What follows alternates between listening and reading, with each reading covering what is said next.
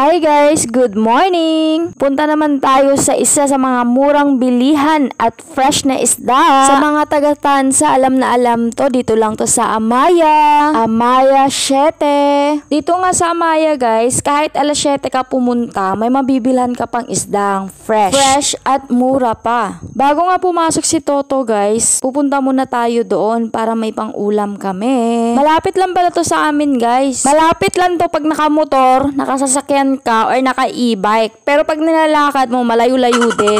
Alin ba talaga yung totoo? Malapit or malayo? Basta ayun, malapit lang, mabilis lang kami nakarating dito. At eto na nga, andito na. Dito guys, iba't ibang klaseng isda na yung mabibili mo. Pero madalang mo lang yung makikita dito yung bangos, tilapia, yung madalas makikita mo sa palengke.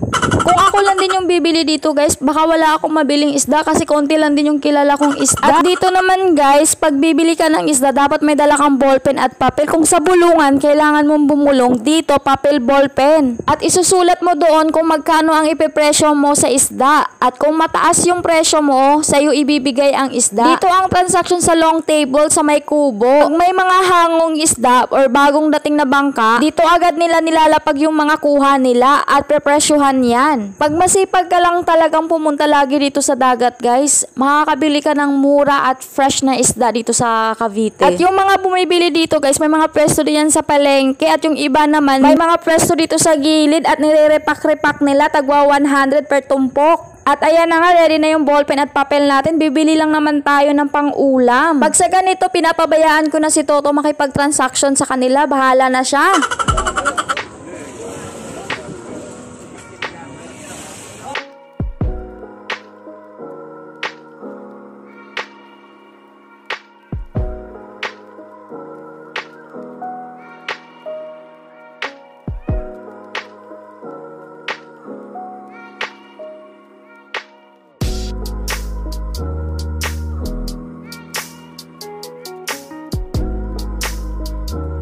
At ito na nga guys, may nabili na si Toto ng isda. Bisogo yung binili niya.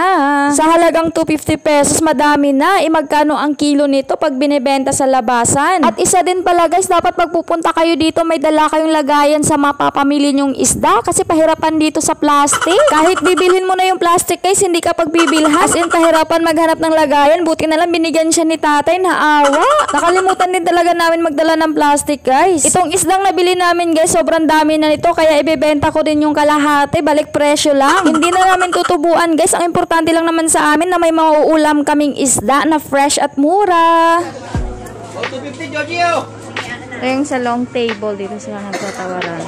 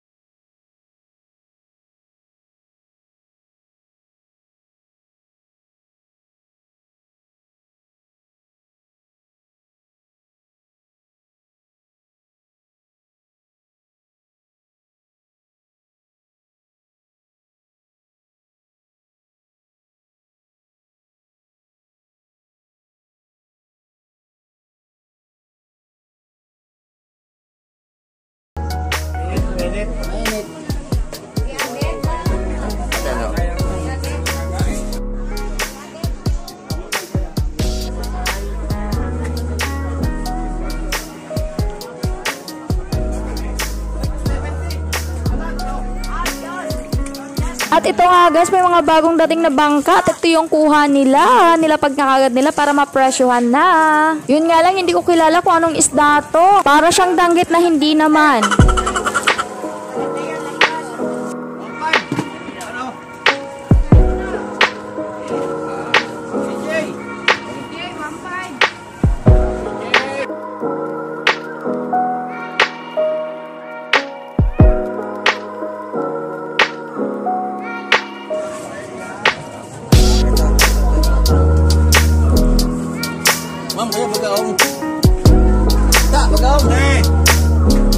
Natawa pa ako dahil sabi ni Kuya Te, bigaon. Bagaong pala. At sabi ko nga kay Toto, pag may mabili tayong pusit, bibili tayo. At ayan nga yung offer niya. Ang akala kasi namin per tumpok siyang ibebenta. Yun pala pang kalahatan, ang dami niyan. Ilang kilo yan, hindi kaya. Okay sana kung ibebenta namin kasi pang ulam lang. Kaya napaalis tuloy ako, ibababad ko lang yung paa ko sa tubig ng dagat.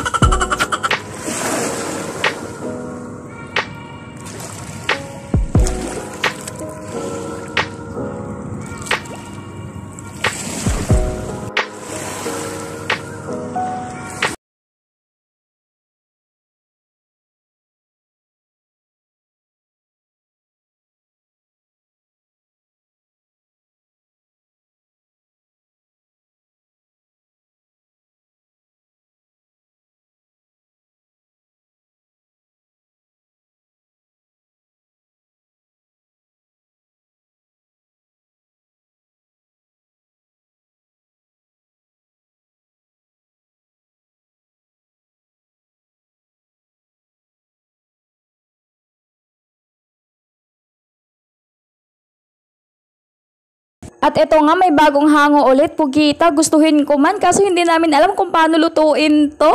Huling kain ko kasi nito, bata pa ako, parang nasa Cebu pa ako, hindi ko na alam yung lasa. Tio, yan na. Ayun, Tio. Yan si Igay ba? Kailangan ng alimasag, 7 kilo. Ayan, Igay. Sobra na sa 7 kilo yan. Alimasag naman to. Yes, di ko alam kung mati-350 ko eh. At ayun guys, kinuha kaagad ni Toto nung sinabing 80. Alam niya kasi kung anong isda yun, banak. Mataba daw yun, masarap daw ipulutan, kaya kinuha niya kaagad. Ito guys, sila pala yung nakakuha ng pusit. Ayan ang ginagawa nila, pinaper plastic nila, pero kinikilo nila yan guys.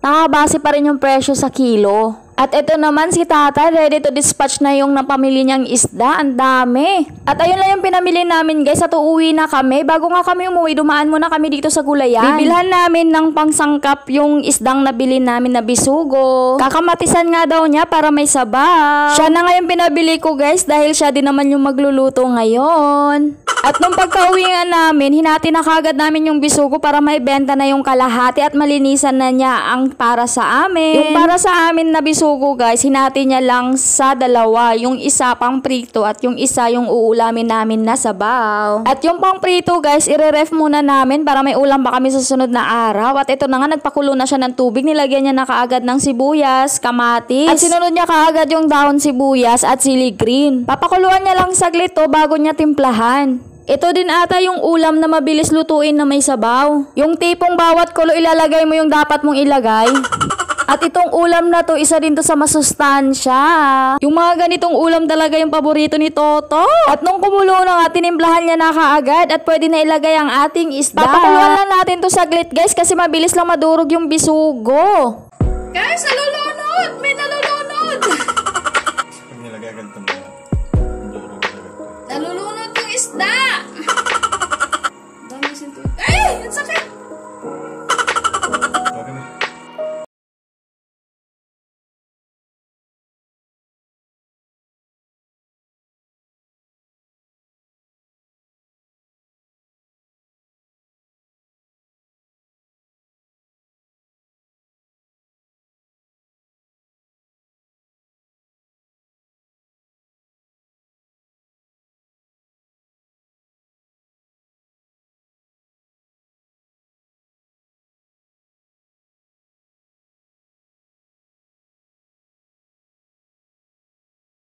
Pagkatapos nga magluto ni Toto guys, nagsiga naman siya ng uling.